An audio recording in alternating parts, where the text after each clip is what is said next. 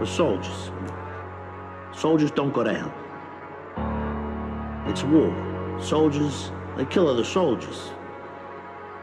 We're in a situation where everybody involved knows the stakes.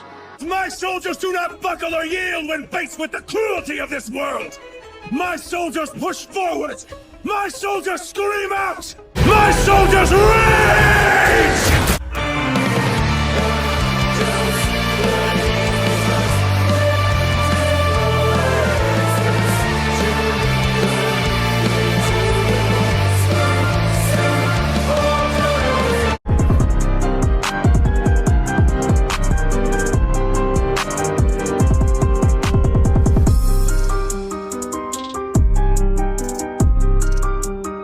Attack on Titan is a popular TV show that has received boatloads of criticism, while also gaining a strong and well-deserved following, due to this being a remarkable piece of media and one of my favorite animes of all time. Eren Yeager. Eren was shown to care deeply for his friends and family, even willing to put his own life at risk in order to protect them. Even at a young age, he brutally ended the lives of 2 human traffickers in order to rescue Mikasa. This is what you get for being what you are!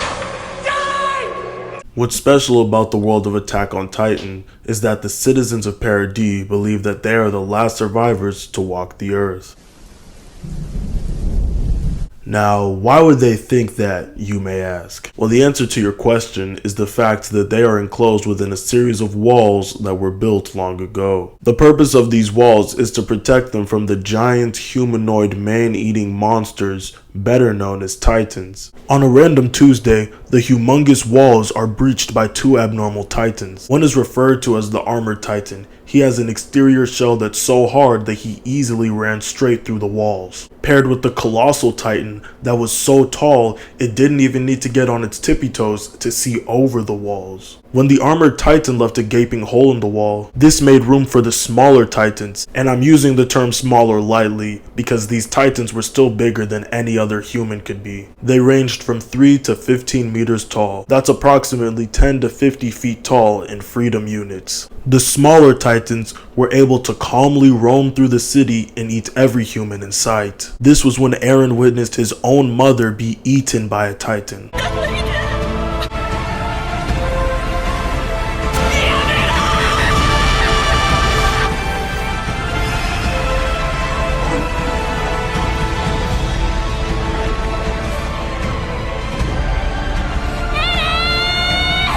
After surviving this atrocity and witnessing the place that he called home be stained by the blood of his fellow townsfolk, Eren vowed to eradicate every last Titan until the monsters were no more. After Armin showed Eren a book about the wonders of the outside world, Eren began to grow curious, and he wanted to explore beyond the walls. This desire made Eren resentful towards those who were comfortable with living and dying within the walls without ever taking a step outside. As a result, he greatly admired the soldiers of the Survey Corps. Eren viewed them as heroes and was eager to join their ranks as soon as he was old enough. A severely traumatized and rage-filled Eren joined the training academy at just 12 years old, and at the young age of 15 years old, he had already become a scout. Whilst in the academy, Eren continued with his hot-headed nature and bumbled through the drills, and at many times was considered a liability.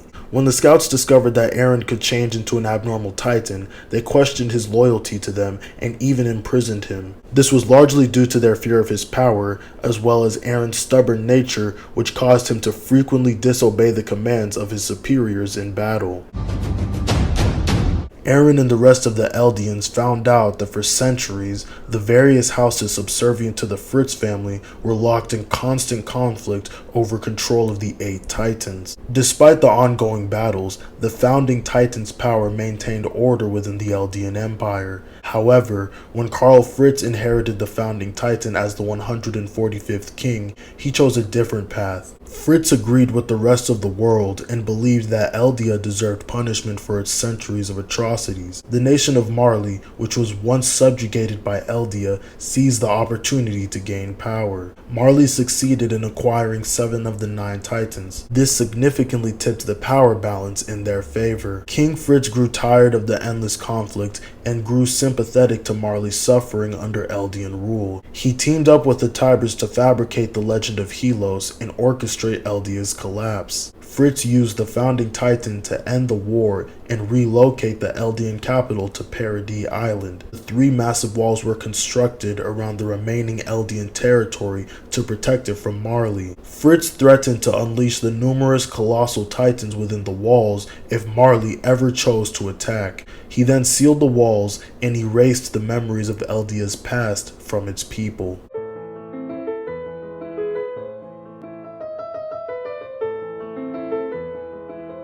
Although Eren often spoke confidently about eradicating the Titans, his domineering bravado masked deep insecurities. He often blamed himself for failures, and he believed his actions and lack of actions led to disastrous outcomes. An example of this is when he took responsibility for the death of the Special Operations Squad at the hands of the female Titan. Eren's experiences had a significant impact on his personality. He admitted to feeling weak and dependent on the attack Titan. Eren's hatred towards the Titans seemed to dwindle. I view this as a sign of growing maturity. Eren's attitude changed when he found out that Titans were victims of the world's hatred towards his people.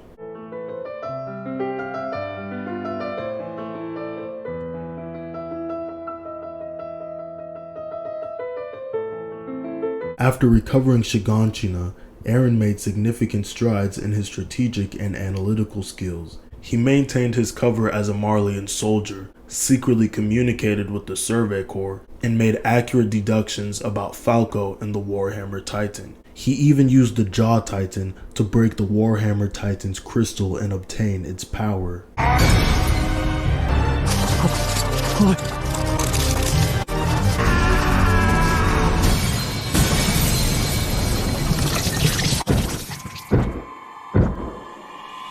Eren's calm and stoic demeanor developed during his time infiltrating Marley. This change in attitude kept him composed during times where he would usually panic under pressure. During their childhood, Mikasa always managed to save Eren from danger. But after entering his villain arc, Eren showed far less gratitude towards Mikasa. This was the first, but certainly not the last time, that he would give one of his friends a fat middle finger and a cold shoulder. Eren's new point of view led him to empathize with his enemies, such as Reiner, Bertolt, and the other warriors. He told Reiner to his face that they were different sides of the same coin. They both were just innocent children who were strung along by the propaganda of war and revenge. Despite this, he remained focused on his mission, even if it meant countless lives would be lost. Eren shifted his hatred for all Titans to a hatred of Paradis' enemies. Eren declared that he would crush the entire world to secure his people's freedom.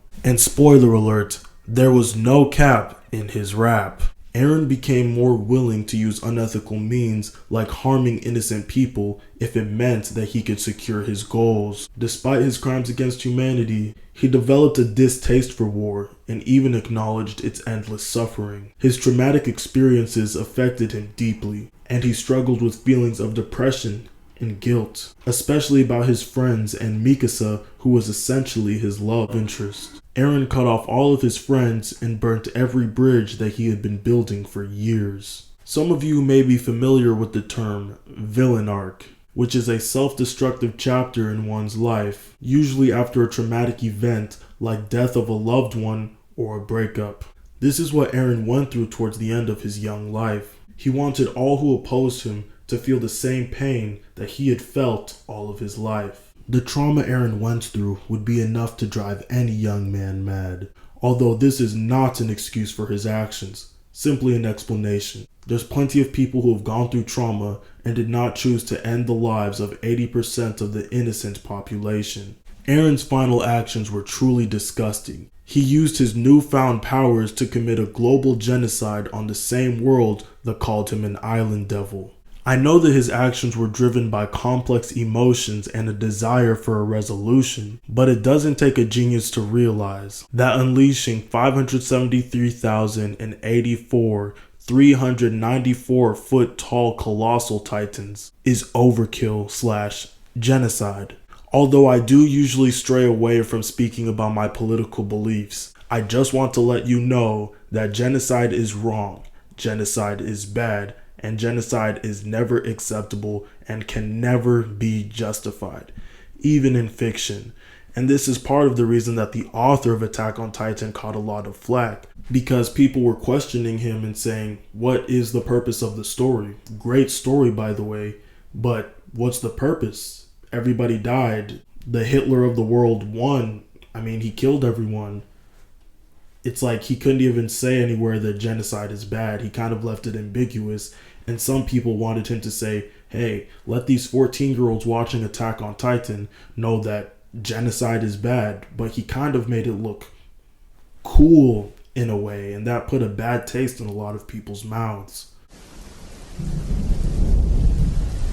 Now that I've given you context about who Eren Yeager is, you're probably thinking, cool story, bro, but why'd you choose him as the final boss doomer, aka the doomer of all doomers, aka Mr. Why Even Try? Well, the reason that I chose Eren is because after the time skip, we saw him become a very cold-hearted, nihilistic, Sigma grindset type of guy. But after all the bridges had been burned, blood had been spilled, and the world had been toppled, Eren still went back to being the bumbling buffoon that we grew to know and love. We saw him before, during, and after his villain arc was finished. When Eren's friends were trying to stop him, he kept saying that they had the freedom to stop him and how he was going to bring freedom to the people of Eldia. Come to find out, Eren himself wasn't even free. He was under the influence of Ymir Fritz, which brings me to my next point. Eren wasn't even the cool, dark, mysterious aura archetype that he was portraying himself to be. But when Eren's villain era finally concluded, he said to Armin that the world will never forgive him for what he did. All he had to say for himself is that he was convinced he was doing it for the people, but he realized he was doing it for himself, though he doesn't even know why he did it. He doesn't even know why he deleted 80% of the world's population. My belief is that the reason Eren committed this atrocity is because he believed that this was the only way to attain the freedom that he had always dreamt of. But my question is, why would ending the lives of all who oppose you equal freedom in your mind? Despite my criticisms towards this masterpiece, I'd still place it in my top 5 favorite animes of all time. In case you're wondering what my top 5 favorite animes are, in no specific order, I have Attack on Titan, Monster, Death Note, Hunter x Hunter, and Berserk, 1997. And since I've already brought up Berserk, let's talk about one of my favorite protagonists of all time. Meet Guts from Berserk. Berserk is one of the most popular mangas of all time, and he also starts off as an arrogant, hot-headed outcast, just like Eren Yeager, and he also happens to go through an unimaginable amount of trauma. In case you're curious, I did link the 1997 version down in the description if you want to take a look after you finish watching this video. Witnessing the terrors that Guts came face to face with left him filled with sorrow and rage. But instead of becoming the villain like Eren did, this trauma forged him into a hero. Now I could go into a long tangent about everything that Guts went through, but I'm just gonna chalk it up and say, trust me bro, he went through a lot. Long story short, be like Guts. Be the change that you want to see in the world. Anyone can destroy, but it takes a truly strong character to build. Use the struggle and pain that you went through to find strength. Pressure makes diamonds, so shine like one. The only way to find peace in a hopeless world is to seek faith. But you're probably wondering, what makes faith so important? As Eren unleashed his wrath against the world that he knew hated him, he had faith that he was doing the right thing for he and his people. This isn't me saying that I agree with Eren's choices, because as we can all agree, genocide is both cruel and unusual. With that being said, Eren had a strong will to fight back against a world that didn't want him to even exist. There's not many people out there that would embrace a fight that appeared impossible for them to win. If only he could have used this mindset to leave a more positive impact on the world. Faith can help you overcome your negative outlook on life and embrace a sense of purpose. Faith is what gives us hope for a better future. It gives us something to believe in and to look forward to. When you walk with faith, you are filled with the power of resilience and perseverance. Faith has the power to uplift any individual who views life as futile if we don't make it out alive. It even changed Eren's outlook on life. he thought it was pointless, but when he found a sense of purpose, he finally wanted to live. Faithful practices like prayer and meditation can cultivate gratitude for the positive aspects of life. Believing in a divine plan that transcends your mortal life will allow comfort and peace to grow within you. The question of the day for the comment section is, have you ever felt like Eren Yeager, and are there any parts of Eren Yeager's character that you can relate to? If you enjoyed, be sure to drop a like and subscribe and turn on your post notification bell. Right here is a video that YouTube thinks you will like, and right here is a video that I think you will like. I'll see you in the next one.